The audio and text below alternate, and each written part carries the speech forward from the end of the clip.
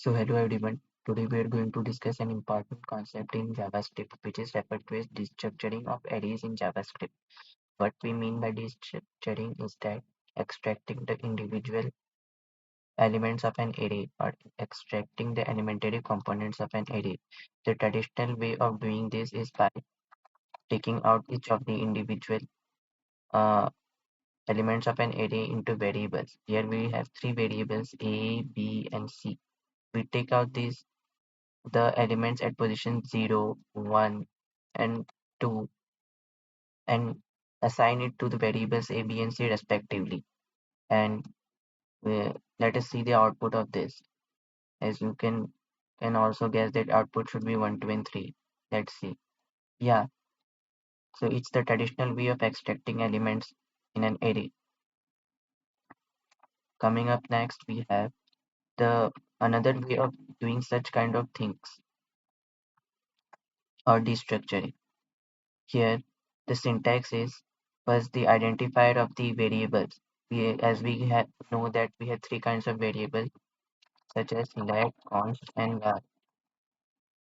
It allows you to reuse variables based upon the identifiers. If we declare var, we can use certain variables.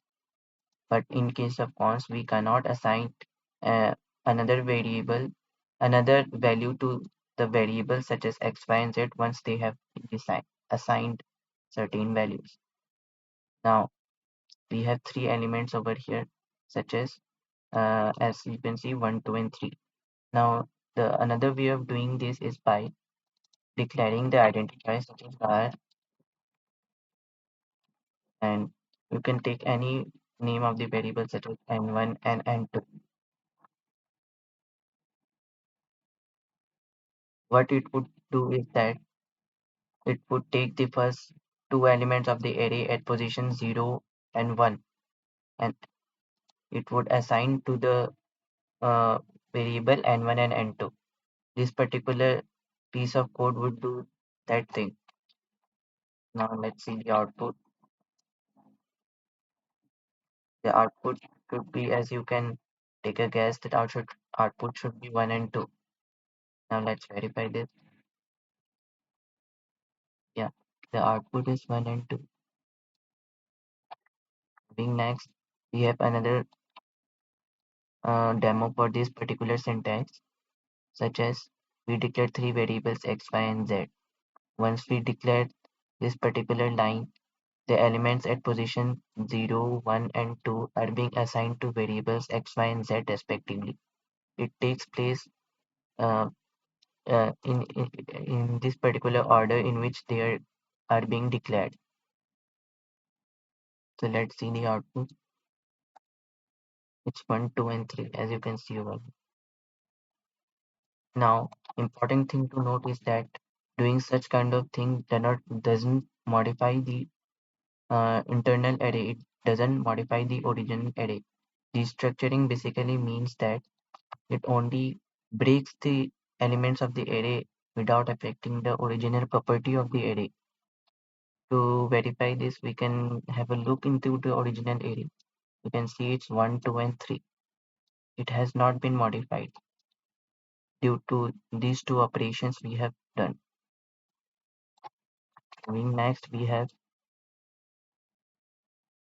declared an object over here.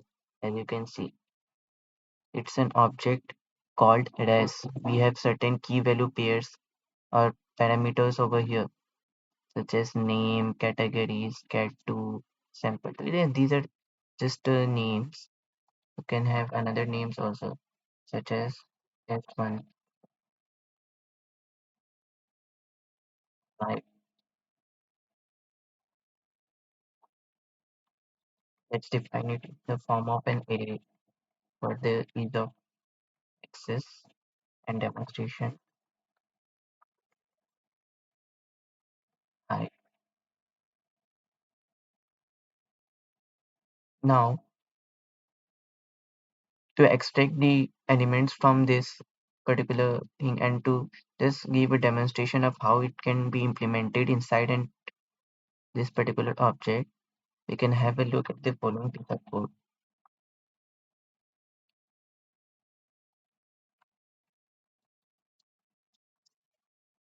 Yeah, as you can see, we we are accessing the categories array of the object as we have an object referred to as or called named as res, and inside it this we have another property referred to as categories, which is a type, and its type is an array, and we are extracting first and second element from it. As you can see, first element is a1 and the second element is b1. Now let's see the output of this. As you can take a guess, the output should be a1 and b1. So let's verify it. Let me save this. Yeah, the output is a1 and b1, as you can see, as expected. You can understand from this particular code what is being happened over here. It's a simple concept, but here the difference is that we have defined the array inside this particular object. An object is a collection of methods and its associated functions as per the definition. It's just a demonstration. Again, we have another demonstration of it. Many of you might think, what would we need to do if we want to access the first and third element, uh, excluding the second one, or for that matter, excluding any of the elements and or only extracting the elements which are of our concern. So let's see. Here we have defined two variables s1 and s2, and we are trying to access this particular array called cat2. Its name is cat2. Now, many of you might take a guess that the output should be a1 and c1 over here. And let's see the output. Yeah, as you can see, the output is a1 and c1. So the conclusion is, if we want to extract the certain elements inside an array among many elements, then you need to do in such a way that the positions in which you need to extract that particular locations, you only need to put the variables, excluding an empty space for others. For example, if we take array inside is called sample. Yeah, we have certain variables about here, so 1, 2, 3, 4, 5, 6, 7, 8, 9, and 10. For the ease of for the convenience, I have taken these in the form of numbers. Now for better understanding, let's start it from 1. As you can see, and you also know that the indexing of arrays starts from 0 and goes to infinity or nth number, you can say. Now, if I want to access, suppose 0 and 4, or for that matter, only even numbers, you can say. So how you would do that? So let's see. You declare two variables such as C1 and C2. We have here like we need to extract four even numbers over here. So let's see what is the approach over here. I have declared four variables C1, C2, C3, C4, and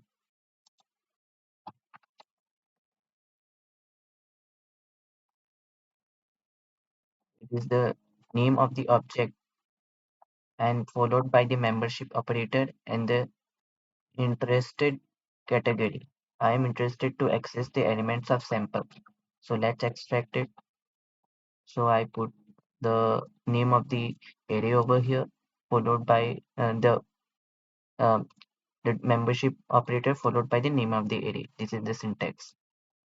Now I need to extract only the even numbers. So what I would do is that I would leave an empty space in which I'm not interested to extract the values, such as 0, 1, 0, 1, followed by 2, then 3, this is for 4, 5, 6, 7, 8.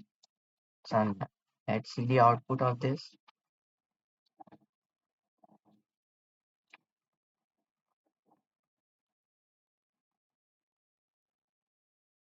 As you can see, the output is 2468 as expected. And you might ask why this is happening.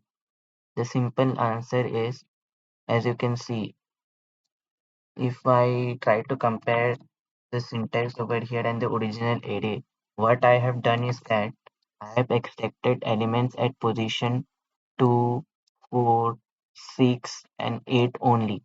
And how I have done it is by leaving the empty spaces which in places which I do not need the values, such as at 0th index and 1th index, I do not need the values, so I leave them blank.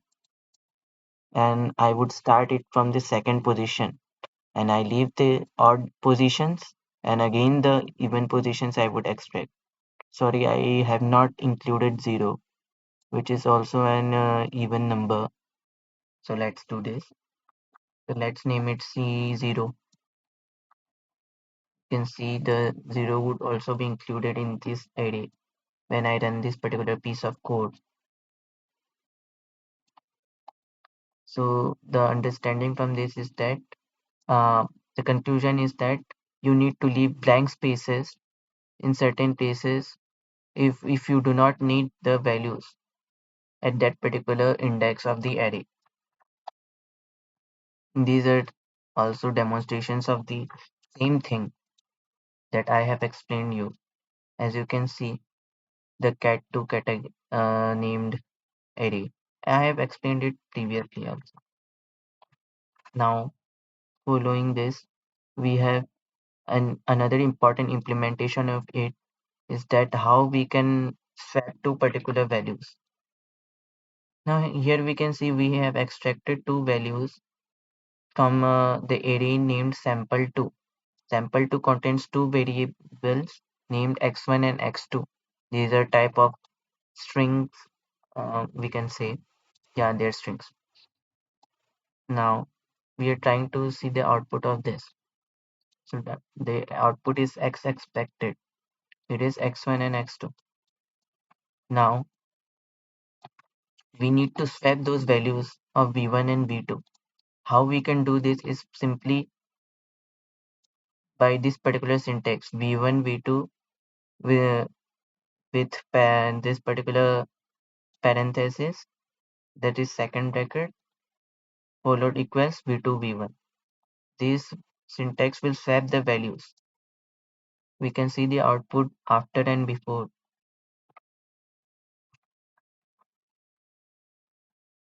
We can see in before swapping.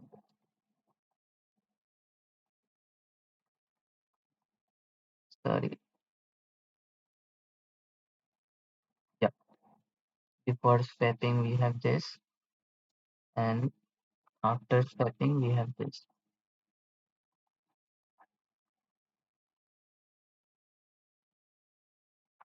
As you can see, the output is as expected. And if you want to uh, be it as it is, or being the want to be it in the original state, you can do it in the following way.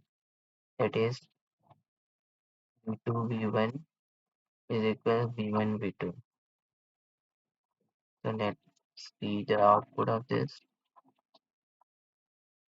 Here we have before swapping, after swapping, and the original array.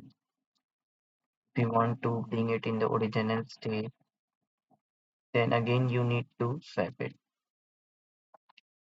It is a common practice to do this, and it's an easy concept to understand. It's just assigning the value of v2 to v1 and v1 to v2, and nothing complicated here.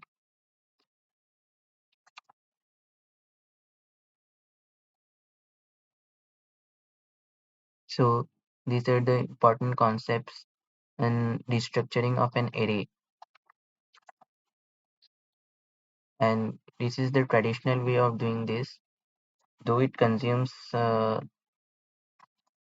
certain amount of memory in it, as you can see over here.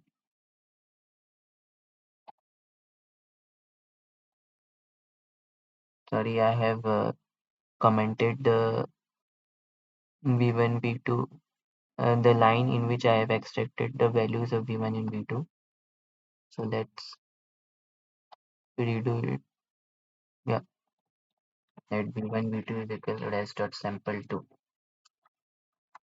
Traditional way of doing this consumes a lot of lines of code and additional variables which consumes memory to some extent.